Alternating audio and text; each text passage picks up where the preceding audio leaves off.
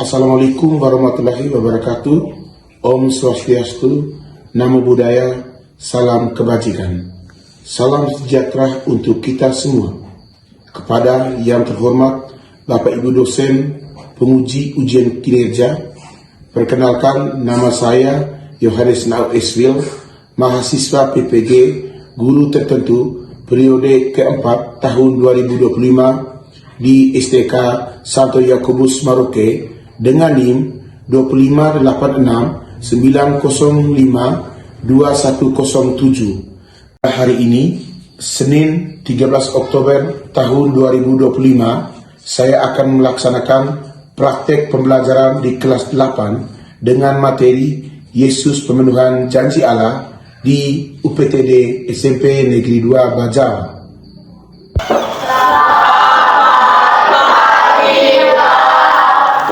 Silakan duduk. Oke, sekali lagi selamat pagi untuk kita semua. Oke, apa kabar? Baik dan luar biasa. Sekali lagi, apa kabar? Baik dan luar biasa. Oke, untuk mengawali kegiatan pelajaran agama Katolik dan budi pekerti kita di pagi hari ini, kita awali semuanya dengan doa. Untuk itu, Pak Guru minta satu orang pimpin kita dengan doa. Marilah kita menyerahkan hati akan kita dimana saya membawakan nilai ini untuk pelajaran agama dan apakah nilai sepanjang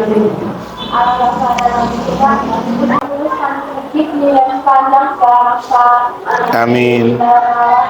Bapa Putra Roh Kudus. Amin. Oke, silakan duduk. Pak Guru akan melakukan absensi pengecekan kehadiran kita di pagi hari ini. Yang pertama, Abraham Samuel Joka. Oke, bagus, saya luar biasa. Hari ini hadir semua. Oke, selanjutnya, jadi banyak materi yang sudah kita pelajari di semester yang lalu. Jadi Pak Guru mengingatkan bahwa ketika di semester yang lalu kita sudah mendapatkan nilai, ada yang nilainya kurang baik. Pak Guru mohon di semester ini supaya kita belajar lebih keras lagi, lebih giat untuk belajar, mencari tahu informasi-informasi terbaru, belajar dengan teman agar nilai kita lebih baik lagi. Dan juga kita juga diminta supaya kita lebih fokus agar apa yang kita dapatkan sehingga di akhir semester saat mengikuti ujian kita dapat menyelesaikan segala macam tugas yang diberikan oleh Bapak Ibu guru dengan baik Jadi untuk adik-adik juga mungkin di semester yang lalu mungkin masih mendapat nilai di bawah standar, di bawah KKM, Pak Guru minta supaya kita lebih bersemangat lagi. Bisa mengerti? Sedangkan yang sudah dapat nilai baik, Pak Guru juga mengharapkan lebih memotivasi kita supaya kita mempertahankan nilai yang ada, bahkan kita berjuang lagi lebih keras supaya nilainya lebih bagus lagi dari itu. Bisa mengerti? Oke, itu sedikit evaluasi dari Pak Guru menyangkut pembelajaran kita yang sudah kita lewati di semester yang lalu. Sekarang kita masuk di semester yang baru. Tentunya kita harus dengan semangat yang baru. Semangat yang baru. Materi yang baru ini adalah materi tentang Yesus Pemenuhan Janji Allah. Jadi materi ini yang akan kita dapatkan di awal semester ini, bab 1, Yesus Pemenuhan Janji Allah. Dengan materi ini, Pak Guru mau tanya, apakah selama ini kalian pernah berbuat janji? Pernah berbuat janji? Siapa yang tidak pernah berbuat janji? Oke, jadi kita semua pasti pernah berbuat janji Jadi janji yang sudah kita lakukan, yang kita sudah buat terhadap teman, keluarga, sahabat, kenalan kita, hendaknya kita apa? Hendaknya kita tepati. Kita melakukan perbuatan janji itu. Itu tentang janji. Sekarang Pak Guru mau bertanya lagi kepada kalian yang ada di sini. Kira-kira kalian pernah melakukan janji terhadap orang di sekitar? Pernah atau tidak? Terus berikutnya, apakah kalian pernah berbuat janji dalam hidup? Pernah?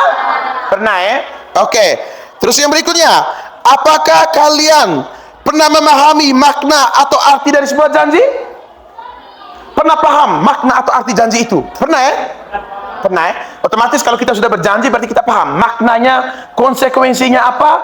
Apabila kalau kita tidak menepati janji, konsekuensinya apa, maknanya apa yang terjadi bagi hidup kita. Berikutnya, untuk materi kita tentang Yesus sebagai pemenuhan janji Allah, kita akan lihat kira-kira tujuan pembelajaran yang kita dapatkan dari materi ini. Tujuan pembelajaran yang pertama, adik-adik, yang akan kita dapatkan, yang pertama itu kita akan menjelaskan arti dan makna janji. Tujuan yang kedua, kita menjelaskan bahwa sejak awal Allah menjanjikan juru selamat seperti yang diungkapkan dalam kitab Kejadian bab 3 ayat 8 sampai 15 dan kitab Yesaya bab 7 ayat 10 sampai 14. Jadi nanti kita akan belajari secara bersama-sama. Terus yang berikut, tujuan pembelajaran yang ketiga, kita menyebutkan ciri-ciri kemanusiaan Yesus. Dan tujuan pembelajaran yang keempat, kita menyebutkan ciri-ciri keilahian Yesus. Dan tujuan pembelajaran yang kelima, kita akan belajar itu, yaitu kita mengimani Yesus dan mewujudkan dalam kehidupan keseharian kita. Jadi ada 5 tujuan pembelajaran yang akan kita pelajari pada hari ini yang berkaitan dengan materi bab 1, Yesus pemenuhan janji Allah. Ya, Pak Guru akan membagikan LKPD. Jadi adik-adik akan mengerjakan LKPD yang Pak Guru bagikan ini. Oke. Kelompok 1, mari. Kelompok 2. Kelompok 3. Mana kelompok 3? Kelompok 4. Ya. Kelompok 5. Jadi ini sudah seperti semester yang lalu ya, Pak Guru sudah bagi kelompok. Jadi kelompok yang sama sudah berbaur dalam kelompok yang sama seperti di semester yang lalu. Jadi sekarang kalian tinggal mengerjakan LKPD yang Pak Guru bagikan itu. Silakan dalam kelompok. Sudah? Oke.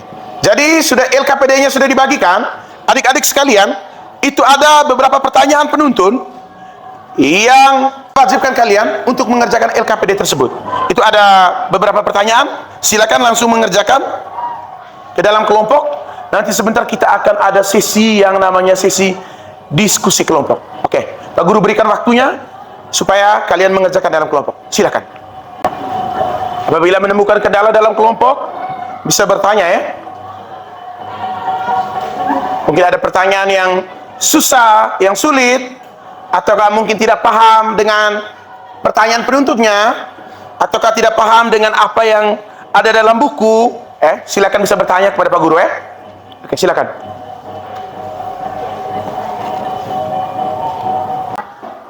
Aktif ya.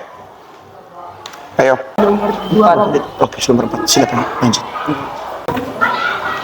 Dalam kelompok itu kita akan melakukan presentasi kelompok. Jadi Pak Guru minta presentasi kelompok yang pertama dari kelompok 1. Oke. Semuanya berdiri. Kita presentasi langsung di depan saja. Silakan moderator memandu diskusi kita di pagi hari ini. Selamat pagi untuk kita semua. Selamat pagi. Terima kasih atas waktu dan kesempatan yang diberikan kepada kami. Sekarang kami akan mempresentasikan hasil diskusi kami. Soal nomor 1. Berdasarkan cerita di atas, mengapa Fabia dan Filos berjanji? Yesus memiliki silsilah dalam keluarganya yang berakhir. Sekian dan terima kasih waktu dan kesempatan kami berikan kepada teman-teman yang ingin bertanya. Ada kelompok yang mau bertanya? Ada kelompok yang mau bertanya mungkin? Ada? Belum ada ya? Tepuk tangan untuk kelompok mereka. Selanjutnya kelompok 2. Mari.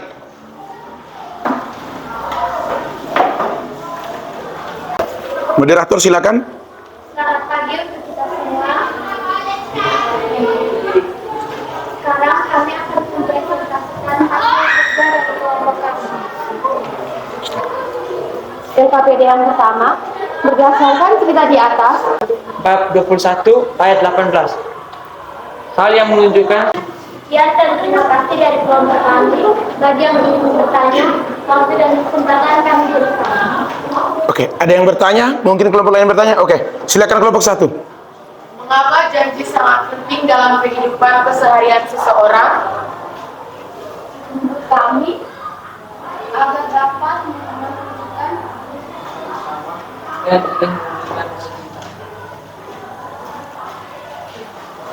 Moderator silakan. sekian dan Oke. Berikutnya kelompok 3. Mari.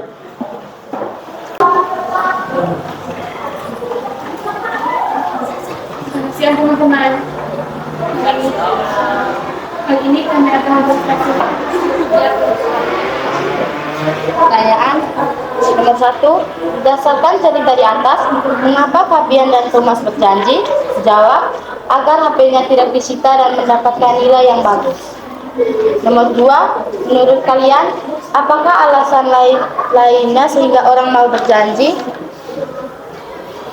Jawab, agar mereka bisa mencapai cita-cita dan lebih rajin belajar. Nomor 3, apa konsekuensi dari janji itu? Jawab, Bagaimana Allah memenuhi janjinya? Jawab, janji Allah telah terpenuhi dalam diri Yesus Kristus yang turun ke dunia dalam wujud manusia. demikianlah sisi kami waktu dan kesempatan yang diberikan untuk teman-teman yang ingin bertanya. Oke. Ada kelompok yang bertanya, silakan. Yesus merasakan lapar. Apakah itu adalah kealahan Yesus? Tidak, karena manusia juga dapat merasakan lapar. Jadi ciri tersebut adalah ciri kemanusiaan Yesus.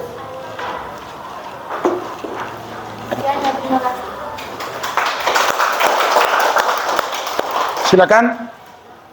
Menuju ke kelompok 4 ya. Oke, mari.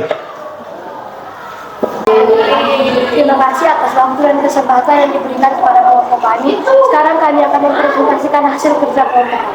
Ungkapan 1. Pertanyaan.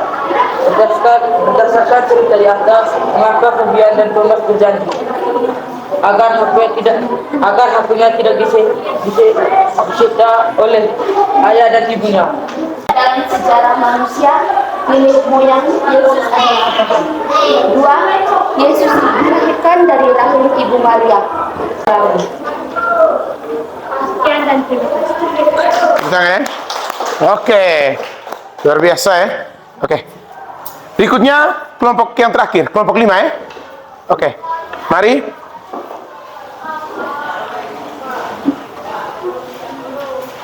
Dari atas, mengapa Fabian dan Thomas berjanji?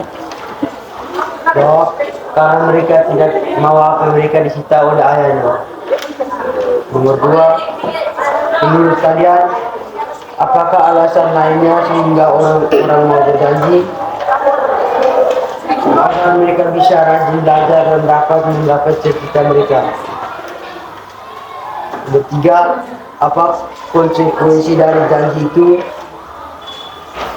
Konsekuensi dari janji, mereka tidak menepati janji, mereka akan disita oleh ayahnya. Yang 4, menurut kalian apa yang terjadi jika tidak menepati janji? Tidak ada orang yang mencintai kita, tidak ada orang yang akan berteman dengan kita, tidak akan jika kita mencari janji. Juga menurut kalian apa? Ada kelompok yang mau bertanya kepada kelompoknya Valdes dan teman-teman? Tidak ada ya? Oke, moderator silakan menutup. Tepuk tangan ya untuk kelompok mereka. Oke. Sekali lagi mari kita berikan aplaus tepuk tangan yang paling meriah untuk kita semua yang ada di ruang diskusi ini ya. Luar biasa ya. Oke, adik-adik. Jadi kita semua dalam kelompok itu sudah melakukan presentasi. Ada jawaban yang bagus, mungkin ada jawaban yang kurang. Tapi hari ini Pak Guru akan mencoba melengkapi diskusi kalian dalam kelompok itu. Jadi adik-adik, ada berbagai macam alasan seseorang itu mau mengungkapkan janji. Misalnya karena orang itu rasa cinta, Karena cinta yang luar biasa. Misalnya dia mencintai sekali orang tuanya atau keluarganya, dia mau berbuat janji. Misalnya, saya mau berjanji, mau belajar supaya saya naik kelas. Itu terkadang itu janji kita kepada orang yang kita cintai. Oke. Terus orang mau berjanji karena ingin membahagiakan orang lain.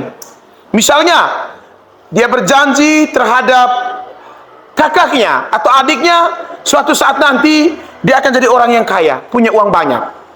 Jadi janji ini bertujuan untuk membahagiakan orang lain. Terus ada juga yang ingin berjanji karena suatu cita-cita. Misalnya di sini misalnya Valdes, misalnya dia berjanji kepada keluarganya, orang tuanya, suatu saat nanti dia mau jadi pastor, Romo, itu janji, ingin meraih cita-cita. Janji lain, contoh lain lagi, misalnya dia ingin berjanji karena ingin ada rasa tanggung jawab. Saya mau berjanji terhadap saya punya opa oma di rumah. Misalnya saya mau berjanji supaya saya jadi anak yang baik, anak yang patuh, yang pulang sekolah pasti akan punya kesempatan untuk bantu orang tua untuk bekerja, atau bantu opa oma untuk cuci piring. Itu sebuah janji yang kita ucapkan supaya kita dapat membahagiakan orang lain. Dan juga itu janji supaya kita bertanggung jawab terhadap orang lain. Oke. Terus berikutnya adik-adik, konsekuensi dari sebuah janji adalah kita harus menepati janji tersebut, meskipun memerlukan suatu pengorbanan yang luar biasa. Terkadang orang mau berjanji tapi dia memenuhi janji itu dia setengah mati. Tetapi di sini konsekuensi dari sebuah janji, kita dituntut untuk menepati sebuah janji. Kita harus menepati sebuah janji. Itu ada konsekuensinya. Kalau kita berbuat janji, kita harus menepati. Jangan sampai kita berbuat janji, kita hilang, tidak tepati. Jadi itu yang tidak diperbolehkan. Terus berikutnya, janji yang akan kita ungkapkan itu bertujuan untuk membahagiakan diri orang yang berjanji. Orang yang diberi janji juga membahagiakan orang lain. Sebaiknya janji yang tidak kita tepati akan merugikan diri kita sendiri, orang yang diberi janji, dan juga orang lain. Kalau kita janji kepada orang lain kita tepati, itu orang senang dengan kita. Kita teman banyak, orang akan bergaul dengan kita, orang senang dengan kita. Kenapa? Kita bisa menepati janji. Tapi kita jadi orang yang suka mengingkari janji, sadar atau tidak sadar, suatu saat nanti kita akan dijauhi oleh orang lain. Orang tidak akan percaya terhadap kita. Selain tidak percaya, kita punya pergaulan di masyarakat, di lingkungan keluarga itu berkurang. Orang tidak akan berteman dengan kita. Saya mau berteman dengan Valdes yang tukang tipu. Contoh, saya tidak mau berteman dengan ini, misalnya dengan Tito. Saya mau karena dia tuh tukang ingkar janji. Orang tidak mau seperti itu. Saya ini mau berteman dengan ini Cecilia atau Siameo, misalnya dia itu orangnya baik, suka menepati janji. Itu terkadang orang tuh memilih-milih. Jadi adik-adik, pada dasarnya janji yang kita ungkapkan itu harusnya kita apa? Tepati. Oke, itu tentang janji.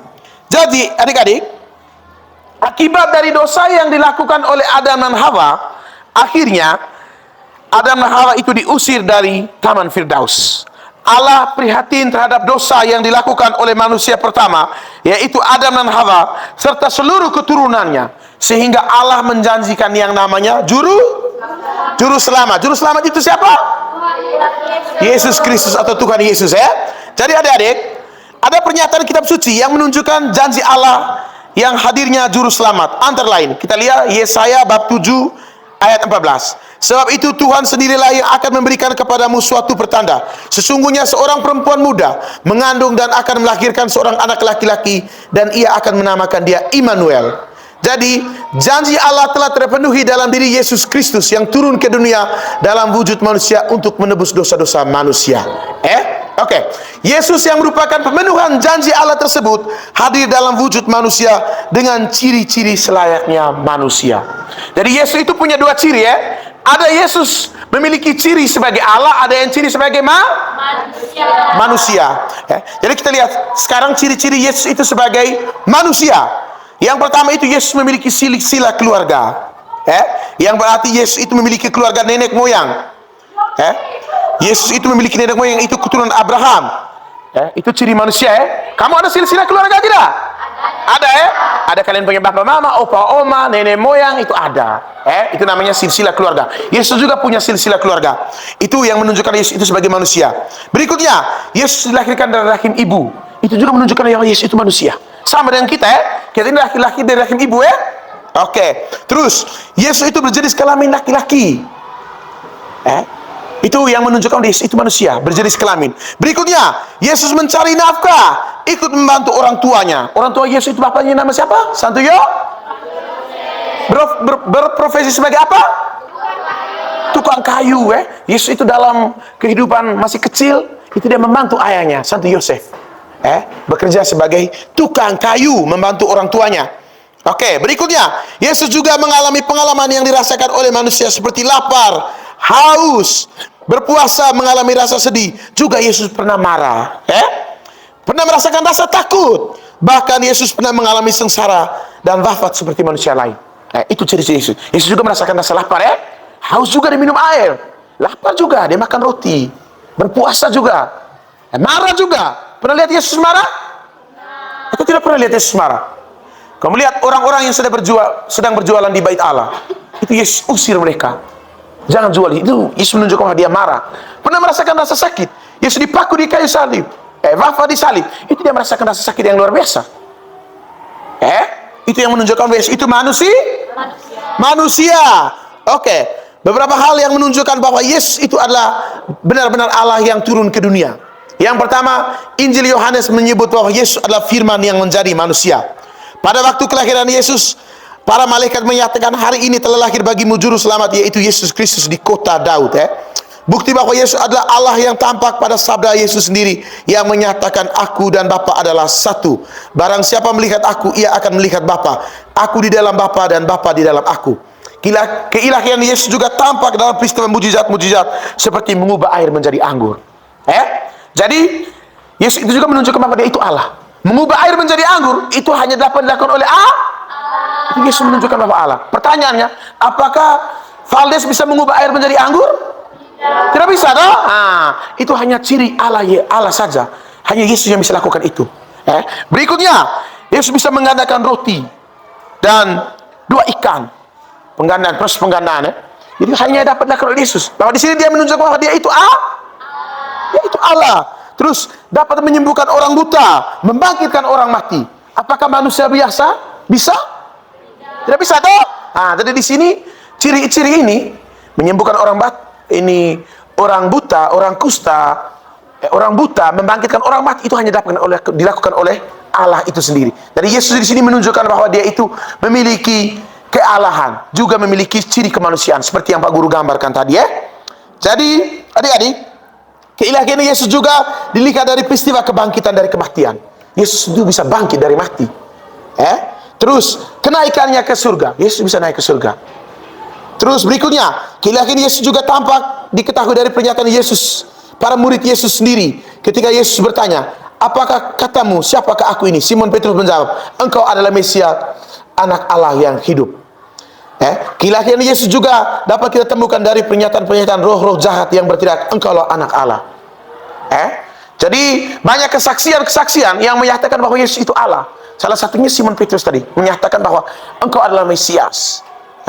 Terus kesaksian dilakukan oleh roh-roh jahat, mereka berteriak, engkau anak Allah. Sembuhkanlah kami. Itu kesaksian-kesaksian. Oke adik-adik. Jadi kita sudah mendapatkan refleksi dari Pak Guru. Berikutnya sekarang, adik-adik yang terkasih dalam Tuhan, sungguh Allah itu begitu baik kepada kita manusia. Ia menjanjikan putranya keselamatan untuk kita semua. Dan janji itu telah terpenuhi dalam diri Yesus Kristus yang sungguh manusia dan sungguh Allah bagi kita. Ia yang adalah Allah rela turun ke dunia untuk mewujudkan manusia, mau solider dengan manusia. Bagaimana dengan kita semua? Apakah kita selalu menepati janji? Ya atau tidak? Ada yang iya, ada yang tidak. Ragu-ragu di sini ya. Terus, apakah kita mau meneladani Yesus yang rendah hati? Mau? Oke, sekarang coba kita tulis di kertas. Ambil dengan kertas ya. Di kertas 2 lembar ya. Apakah kita mau meneladani sikap Yesus yang rendah hati? Mau, tulis mau ya, mau meneladani Yesus. Apakah kita mau meneladani Yesus yang hidup solidar dengan sesama? Mau ya? Oke. Apakah kita mau bersikap solidar pada teman yang berkekurangan? Mau atau tidak? Apakah kita selalu menepati janji? Tidak ya, ragu-ragu di sini. Oke. Jadi berdasarkan pertanyaan-pertanyaan yang adik-adik tuliskan tadi, yang Pak Guru sebutkan tadi, berbagai pertanyaan itu yang mau solidar dan lain sebagainya tadi, kalian menuliskan. Sudah menuliskan semua toh? Oke. Jadi adik-adik semua, catatan refleksi yang tadi sudah Pak Guru sebutkan tadi, yang sudah kalian kerjakan tadi, nanti kalian minta tantangan orang tua di rumah. Bisa atau tidak? Bisa. Bisa ya? Oke, terima kasih banyak. Berikutnya, Pak Guru mau bertanya kepada kalian sendiri, kalian yang berada di kelas ini, refleksi untuk pelajaran kita pada hari ini. Yang pertama, pesan apa yang kita terima dari materi kita hari ini? Kira-kira pesan apa yang kita dapatkan dari materi kita hari ini? Coba. Kita harus bertanggung jawab atas janji yang sudah kita buat. Oke, tepuk tangan. Luar biasa ya. Jadi kita harus bertanggung jawab atas janji yang kita buat. Oke, ada pendapat lain lagi? Oke, tidak ada. Pertanyaan berikut, hal-hal apa saja yang sangat berkesan dengan materi ini? Siapa yang bisa? Kira-kira hal apa yang paling berkesan menurut kau tuh? Dengan materi ini? Itu mengajarkan kau supaya bagaimana? Ada yang bisa? Hal yang paling berkesan. Ada yang bisa? Kira-kira hal apa saja yang diajarkan materi ini kepada kau? Supaya kita jangan ingkar janji. Iya, supaya kita jangan ingkar janji itu. Itu kesannya kepada kita, pesannya kepada kita. Jadi manusia itu harus menepati janji. Jangan ada tipu-tipu, Jangan ada dusta di antara kita, Oke. Berikutnya, kesulitan apa yang kita hadapi dalam proses pembelajaran ini? Ada yang mengalami kendala atau kesulitan? Ada? Oke. Sejauh ini paham ya? Oke, terima kasih, tidak ada kesulitan. Oke. Terus berikutnya, mungkin ada yang disampaikan dari siswa atau siswi menyangkut materi kita pada hari ini. Saya berikan kesempatan menyampaikan refleksi pembelajaran kita di pagi hari ini. Ada yang mau menyampaikan? Oke, silakan. Menurut saya, dalam melaksanakan pembelajaran kali ini, belum ada kekurangan apapun. Solusi yang saya berikan agar pelajaran dapat berjalan dengan baik adalah mendengarkan guru yang sedang menjelaskan materi, menghargai pendapat teman, dan aktif dalam kelompok. Oke, mari kita berikan tepuk tangan yang paling meriah. Ini refleksi yang luar biasa yang dia rasakan selama pembelajaran kita di pagi hari ini. Oke adik-adik, jadi hasil refleksi tadi jangan lupa ya, refleksi yang Pak Guru sampaikan tadi yang kalian sulit tulis di kertas tuh, jangan lupa minta orang tua untuk tanda tangan ya. Nanti minggu depan Pak Guru periksa ya. Oke, jadi Pak Guru rasa bahwa pembelajaran kita sudah selesai, sudah sampai di tahap yang terakhir ini. Dari Pak Guru minta satu orang pimpin kita dengan doa penutup, menutup rangkaian kegiatan pembelajaran kita di pagi hari ini. Sebelumnya kita berikan tepuk tangan yang paling meriah untuk kita semua yang hadir di tempat ini. Oke, mari pimpin kita dengan doa.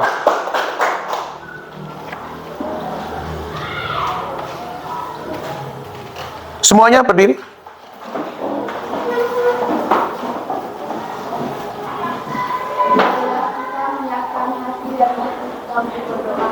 Izinkanlah saya membawakan doa ini untuk ajaran agama dalam nama Bapa, Putra, dan Roh Kudus. Amin. Ya Tuhan Yesus Kristus, terima kasih atas kelancaran yang telah Kau berikan kepada kami sepanjang pelajaran ini. Kami mohon ya Tuhan, semoga pelajaran yang telah diberikan kepada kami dapat kami mengerti dan berguna bagi masa depan kami nanti. Nama yang kudus kami puji dan panjang segala masa. Amin. Dalam nama Bapa Dan Kudus. Amin. Oke adik-adik, jadi pelajaran kita sampai di sini ya. Sampai di sini. Jadi Pak Guru harapkan semoga kita jadi anak yang baik, anak yang selalu mengikuti pelajaran, semua pelajaran dengan baik Oke, itu saja. Terima kasih untuk perhatian kita semuanya. Selamat pagi untuk kita semua. Terima kasih. Dah. Oke.